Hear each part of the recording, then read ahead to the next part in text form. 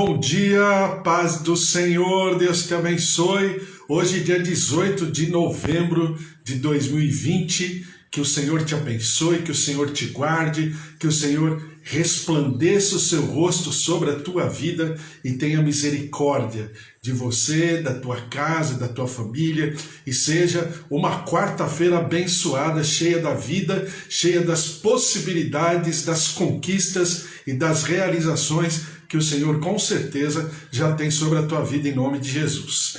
Glória a Deus, estamos lendo a palavra do Senhor, sempre pensando um pouquinho, e assim de maneira bem, bem linear, lendo toda a palavra de Deus, e estamos lendo o livro de Mateus. Mateus é o primeiro livro do Novo Testamento, é o primeiro evangelho também, dos 4 evangelhos, e Mateus ele toca naquilo que eu chamo de constituição do reino, Mateus, principalmente Mateus 5, 6 e 7, porque é o sermão do monte, É o monte das beatitudes, é o monte das bem-aventuranças, onde Jesus sublinha o seu decreto, a sua constituição, sobre aqueles que desejam fazer parte desse reino, É uma questão pessoal,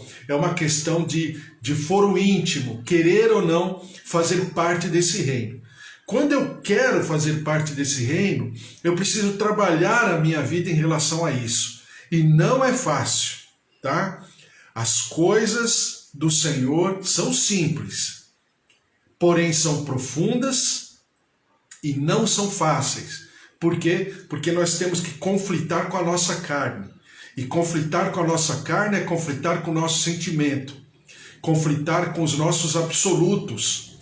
Conflitar com as nossas demandas. Conflitar com as nossas contingências. Não é fácil para ninguém, por isso que conversão é um processo, é um desenvolvimento. Salvação não.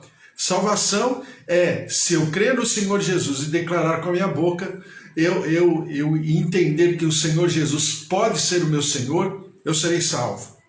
Mas, a partir daí, é toda uma estrada, é todo um caminho de preparação para que se manifeste a Bíblia, se manifesta a palavra de Deus, a Bíblia no meu coração, no meu interior, Então, a Bíblia diz assim que ser fiel até a morte e dar-te-ei a coroa da vida. Então existe sim uma disposição de querer viver esse evangelho, de querer viver essa constituição desse reino, e do outro lado, eu preciso estar disposto a abdicar da minha vontade. A Bíblia fala lá em Jeremias, na visão do profeta, em relação ao vaso, na mão do oleiro, que o vaso precisava quebrar, precisava ser esmiuçado, se transformar novamente em argila, para depois o oleiro fazer de novo. Exatamente isso que acontece conosco.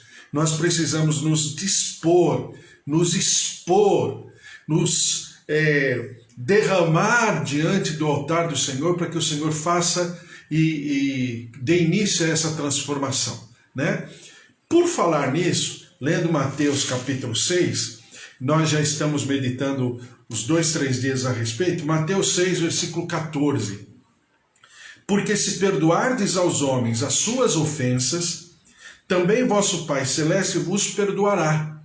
Se, porém, não perdoardes aos homens as suas ofensas, tampouco vosso Pai vos perdoará as vossas ofensas. Então, o perdão é uma coisa tão importante para Deus, mas tão importante, que se a gente lembrar, eu vou ler, Mateus capítulo 5, a gente já leu a respeito. Mateus capítulo 5, versículo 21. O Senhor Jesus, quando está falando da justiça moral ele fala, né, Mateus capítulo 5, ele está falando da justiça moral, ou seja, da justiça da minha relação com Deus, da minha relação com o próximo, né? Justiça moral. Ele toca nesse assunto quando ele vai para a justiça religiosa, ou seja, para a prática, né, no coletivo, como comunidade, de algumas leis espirituais, ele toca no perdão de novo. Para você ter uma ideia, uma página depois, um capítulo depois, poucos versículos depois, o Senhor Jesus toca no mesmo assunto. Então, para ele repetir, é porque nós temos que pensar muito detalhadamente, porque é falar de nós mesmos. É difícil a gente falar da gente. É difícil nós nos expormos. É difícil nós nos colocarmos diante do Senhor e identificarmos as nossas falhas. Não é fácil. Então a palavra do Senhor disse assim, e Jesus compara o perdão aqui com homicídio. Ouvistes o que foi dito aos antigos, não matarás, e quem matar estará sujeito a julgamento. Eu, porém, vos digo que todo aquele que se irá contra seu irmão estará sujeito a julgamento. E quem proferir um insulto a seu irmão estará sujeito a julgamento do tribunal. Olha, proferir um insulto. Alguém poderia perguntar, essa palavra não é para os dias de hoje, com rede social, as pessoas falando o que querem. E desculpem, agora é meu comentário. Pessoas que conhecem o Evangelho. Eu não estou falando nem os de fora. A Bíblia fala assim, deixai os mortos com os mortos. Eu não estou falando nem dos de fora, estou falando dos de dentro. Né? Eu estou falando sobre rede social. Eu estou falando sobre proferir palavras. Se, claro, eu não estou falando com a minha boca, porque muitos também se utilizam da boca, mas eu estou escrevendo insultos. Insulto, não é nem xingamento. É o nível, o nível abaixo de um xingamento. Né? Veja só. E quem proferir um insulto a seu irmão estará sujeito a julgamento do tribunal. E quem lhe chamar tolo, estará sujeito ao inferno de fogo. Olha o nível do conceito de perdão e a régua que Jesus coloca como referência. Se, pois, ao trazeres ao altar a tua oferta, trazer ao altar a oferta significa o culto, né? Claro que naquela época o culto era muito mais simples, não tinha uma liturgia como nós temos hoje, mas o entregar da oferta era o ápice do culto, tá? Contra aquilo que muita gente fala, mas é verdade.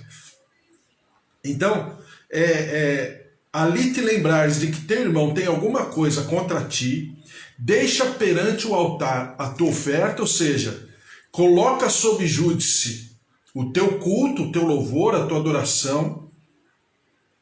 Vai primeiro reconciliar-te com teu irmão e então, voltando, faz a tua oferta. Entra em acordo sem demora com teu adversário, enquanto estás com ele a caminho, para que o adversário não te entregue ao juiz e o juiz ao oficial de justiça e sejas recolhido à prisão. Então, preste atenção, a questão de falta de perdão não é uma questão apenas sentimental, emocional. Eu não vou com a cara de fulano, fulano não vai com a minha cara. A questão de falta de perdão não é uma questão apenas de... Agora você vai entender o que eu estou falando, hein? Até porque está à flor da nossa pele essa situação. A questão da falta de perdão não é uma questão apenas de ideologia política, filosófica, cultural, tradicional, não. O que Jesus coloca é que a falta de perdão está intimamente ligada à minha relação com Deus. A minha relação com Deus é bloqueada se houver alguma pendência em relação ao meu irmão. Ou seja, as minhas relações horizontais vão interferir completamente nas minhas relações verticais. A minha relação com Deus está completamente dependente, ancorada, conectada com a minha relação com o meu próximo. E diz assim: entre acordo sem demora com teu adversário, enquanto estás com ele a caminho, para que o adversário não te entregue ao juiz, o juiz ao oficial de justiça, e seja recolhido à prisão. A tal ponto que Jesus coloca um aprisionamento, o exemplo de um aprisionamento. Que aprisionamento é esse? É físico? Não. É um aprisionamento emocional, é um aprisionamento espiritual, é um aprisionamento de alma. A pendência, ela vai me levar a uma prisão emocional. Em verdade te digo que não sairás dali enquanto não pagares o último centavo. Então, a importância do perdão para a Trindade vai a um nível tão grande que o Senhor Jesus, ele coloca no mesmo pé de igualdade o não perdoar com dar o tiro na cabeça de alguém.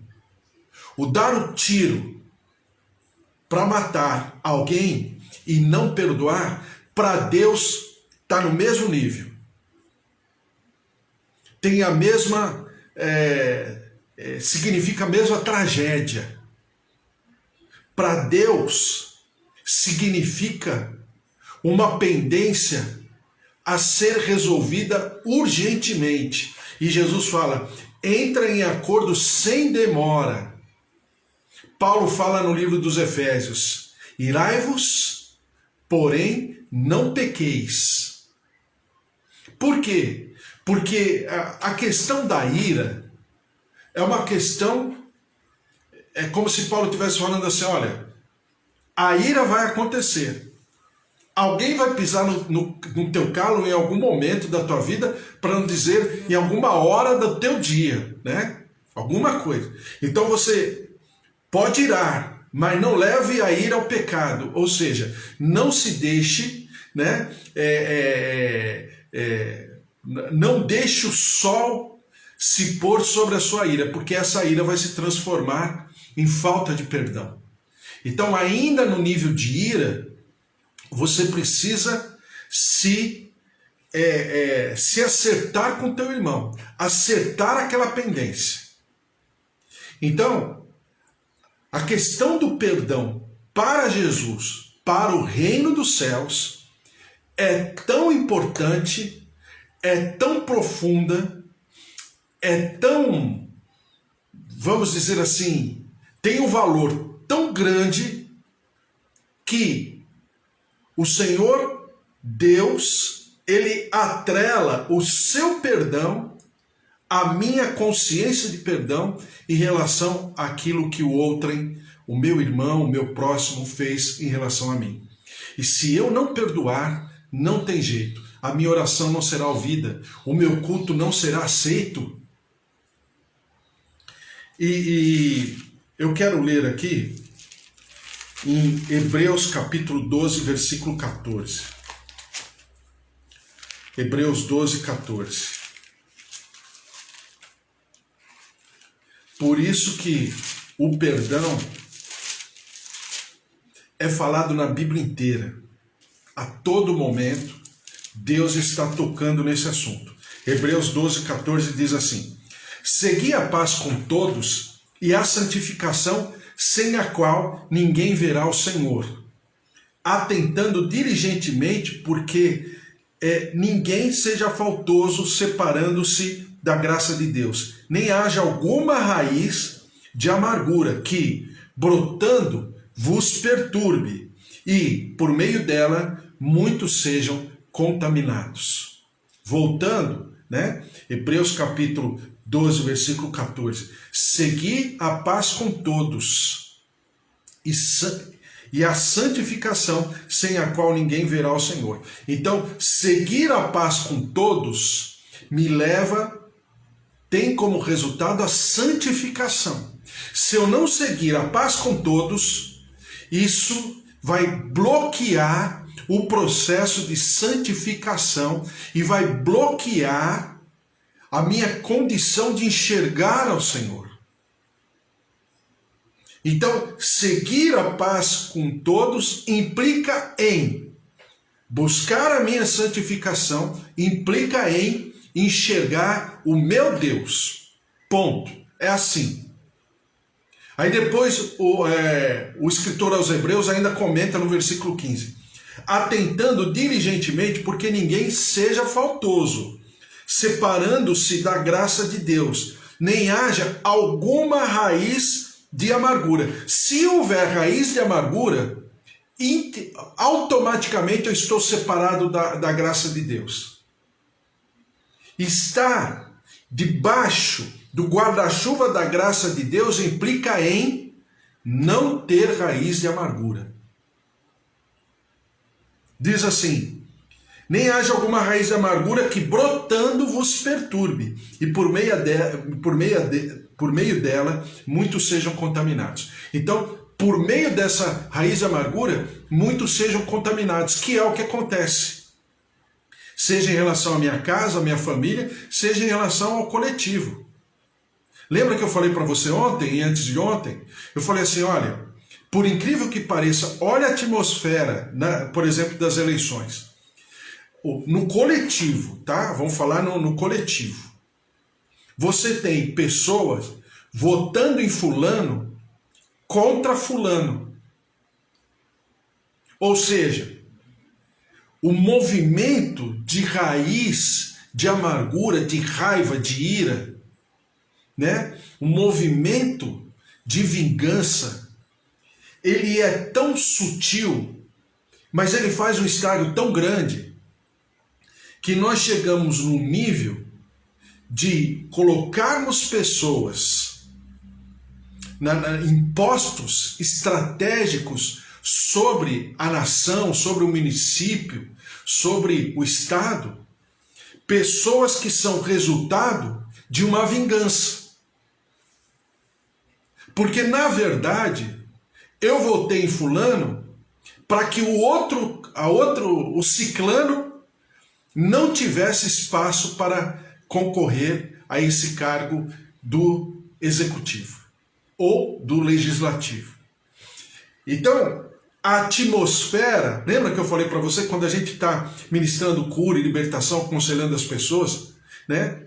Quando você percebe que aquele casamento é o resultado de alguma situação de vingança, seja ela a mais simples possível. Olha, eu me casei para sair de casa. Isso precisa ser trabalhado. Nós que aconselhamos sabemos disso. Porque senão esse casamento não vai acabar bem. Porque ele começou mal. Começou mal por quê? Por causa do sentimento. Se isso acontece numa questão tão simples de um casal, quem dirá, e depois haverão resultados que vai perscrutar toda aquela casa, aquela família por anos, por décadas. Quem dirá? Nós vivemos numa atmosfera onde a potestade do ar encontrará ocasião. Por quê? Porque é resultado de vingança. Porque os sentimentos que, por exemplo, eu estou dando um exemplo, né? Um exemplo que acontece. Um estado de vingança que, por exemplo, que elegeu fulano, poxa vida, é lógico que a relação desse agente público com a cidade, com o bairro, com o estado, com o país, não será saudável. Por quê? Porque é fruto de dissensão, de conflito, de animosidade. Não é fruto de reconciliação. Não é fruto de uma constituição vinda da parte de Deus. Desculpe, mas é uma verdade. A misericórdia do Senhor, pela nossa oração, pelo nosso clamor, pela nossa humilhação, claro, pode vir em favor, mas sempre haverá uma questão pendente. Por quê? Porque é fruto de vingança. Se eu entendo isso e enxergo isso no âmbito de uma atmosfera de uma guerra espiritual, então eu na minha vida, no meu cotidiano, no meu dia a dia, eu preciso trabalhar isso. Porque a Bíblia fala em Hebreus 12, 14, que a minha relação com a glória de Deus, com a minha santificação e com a santidade de Deus está totalmente conectada, ancorada na minha capacidade de perdão. Eu quero ler ainda Mateus 18. Vou falar desse assunto mais vezes, porque Mateus toca muito nesse assunto, né? Mas eu vou ler aqui, Mateus 18, versículo 21. Diz aqui, versículo 23.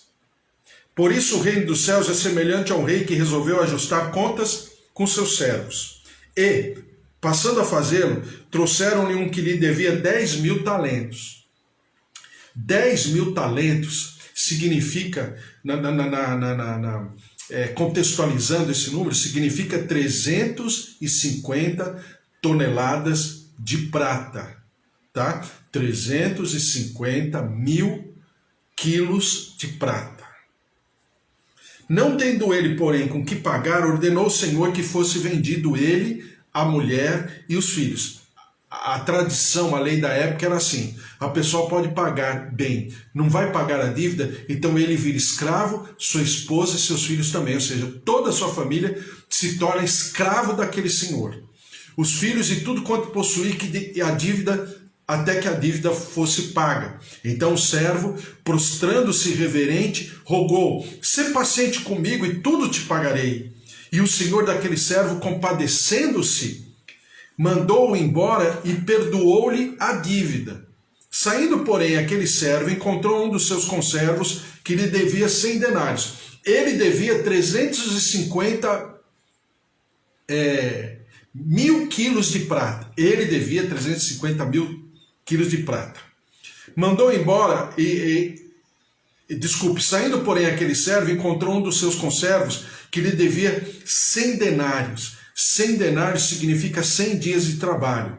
100 dias de trabalho, se a pessoa trabalha 3 meses, né? Seria mais ou menos 3 meses, daria alguma coisa próxima, sei lá, de 9.000 reais, 8.000 reais. Ele devia 350 mil quilos de prata e não perdoou o seu parceiro, seu par, em 10.000 reais. Veja só.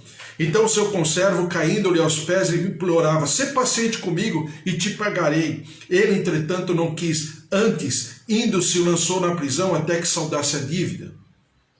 Vendo seus companheiros o que se havia passado, entristeceram-se muito e foram relatar ao seu senhor tudo o que acontecera. Então o seu senhor, chamando-o, lhe disse: servo malvado, perdoei-te aquela dívida toda porque me suplicaste. Não devias tu igualmente compadecer-te do teu conservo, como também eu me compadeci de ti? E, indignando-se o seu senhor, o entregou aos verdugos até que lhe pagasse toda a dívida. Verdugo aqui significa torturador, tá? Torturador real. Torturador investido de autoridade para torturar o criminoso. Assim também meu Pai Celeste vos fará, se do íntimo não perdoardes cada um ao seu irmão. Claro que Jesus está de maneira parabólica ensinando o peso do perdão. Tanto o peso do perdão em relação a perdoar, como o peso do perdão em relação a não perdoar. E de maneira superlativa, é claro, né? Claro que é uma parábola. É um conto, né? É uma alegoria, é uma figura de linguagem. A gente já falou bastante sobre parábola.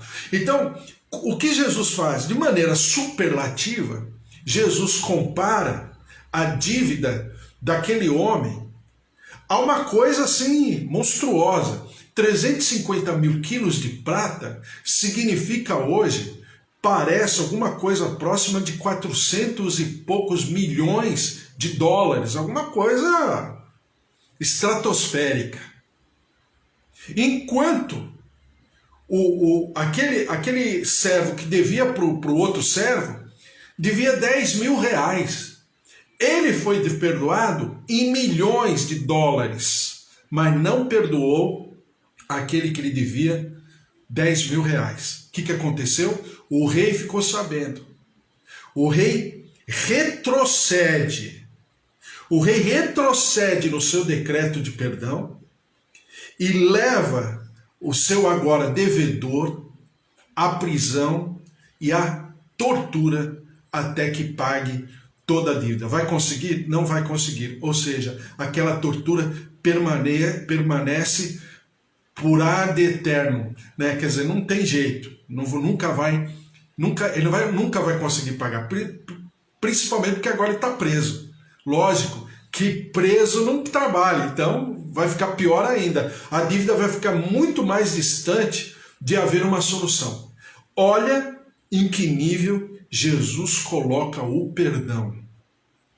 Então, recomendo a você, e recomendo a mim também, recomendo a nós todos, que nós possamos conferir isso muito a miúde, clamando diante do Espírito Santo, para que não haja pendências. Por quê? Porque quando nós não vivemos o reino dos céus de acordo com aquilo que o Senhor deseja, nós deixamos a nossa vida pendente, nós deixamos a nossa vida debaixo de verdugos, como diz aqui, né, nos dois textos, tanto Mateus 5 como Mateus 18. E pior, essa atmosfera de falta de perdão, falta de santidade, falta da revelação, falta da presença de Deus, isso vai reverberar em todos aqueles que estão ao nosso redor e na sociedade também. Então as pessoas falam, nós temos que pregar o evangelho, temos que ministrar, é tudo maravilhoso, desde que haja vida, desde que eu viva exatamente aquilo que Jesus deseja que eu viva. Eu não posso passar por cima. E a falta de perdão é algo tão prejudicial que o Senhor compara ao homicídio. Não matarás. Vamos orar? Amanhã a gente conversa mais um pouco, porque a palavra do Senhor fala em Colossenses 2. E por que o Senhor coloca isso tão seriamente? Veja só o que diz Colossenses 2, e eu já vou orar. Diz assim, Colossenses 2,13: E a vós outros que estáveis mortos pelas vossas transgressões e pela incircuncisão da vossa carne, vos deu vida juntamente com ele, perdoando todos os nossos delitos, tendo cancelado o escrito de dívida que era contra nós e que constava de ordenanças, o qual nos era prejudicial, removeu-o inteiramente, encravando na cruz, e despojando os principados e as potestades, publicamente os expôs ao desprezo, triunfando deles na cruz. Então, o ato do Senhor Jesus foi pagar a nossa dívida, para que nós não fôssemos mais pegos pelo inimigo, por principados e potestades em pendência. Já que ele já se entregou por nós, na cruz do Calvário, pagando toda a nossa dívida, não é possível que agora nós voltemos à prisão, né? Claro que não. Seria algo até inconsequente, insano. Ele já pagou a dívida, agora eu estou querendo pegar a dívida de novo? A exemplo daquele servo, daquele rei? Não. Vamos nos derramar diante do Senhor, porque é Ele quem nos perdoa, é Ele quem nos restaura, porque é Ele quem derrama o seu sangue sobre nós através da cruz do Calvário. Senhor, nosso Deus, nosso Pai, eu coloco toda essa dinâmica de perdão diante da Tua presença. Fala ao nosso coração, derrama-te, ministra-nos, e nós daremos ao Senhor todo louvor, toda honra e toda glória. Todos os teus servos que estão aqui, nossos familiares, nossos idosos, avós, tios, pais, marido, esposa, filhos, netos, sobrinhos, Senhor, derrama-te, visitando-nos com cura, com saúde, visitando o nosso corpo, os nossos olhos, nossos órgãos, coração, veias, artérias. Eu te peço pela minha tia Rosália que está aqui, minha tia Alzira, minha tia Júlia, meus pais, Senhor, seu João, dona Dária, dona Nadir, seu Toninho, todos os nossos queridos, Bispo Antônio, familiares, João, Roseli, familiares, Eva, familiares, todos nós, Elô, Wesley, familiares, a glória, a presença, o poder, o mover de Deus, se derramando, curando, visitando, nos perdoando e trazendo a excelência, todo o conhecimento do Senhor, do nosso Deus, o alimento, o pão que desce do céu. A ti todo louvor, toda honra e toda glória. E que o amor de Deus Pai, a vida vitoriosa em Jesus Cristo e as consolações do Espírito Santo da promessa estejam sobre a tua vida, a tua casa, a tua família. Porque se Deus é por nós, quem será contra nós? O Senhor é o nosso pastor e de nada nós teremos falta. Até amanhã com mais palavra do Senhor e mais oração. Beijo, tchau, tchau. Boa quarta-feira.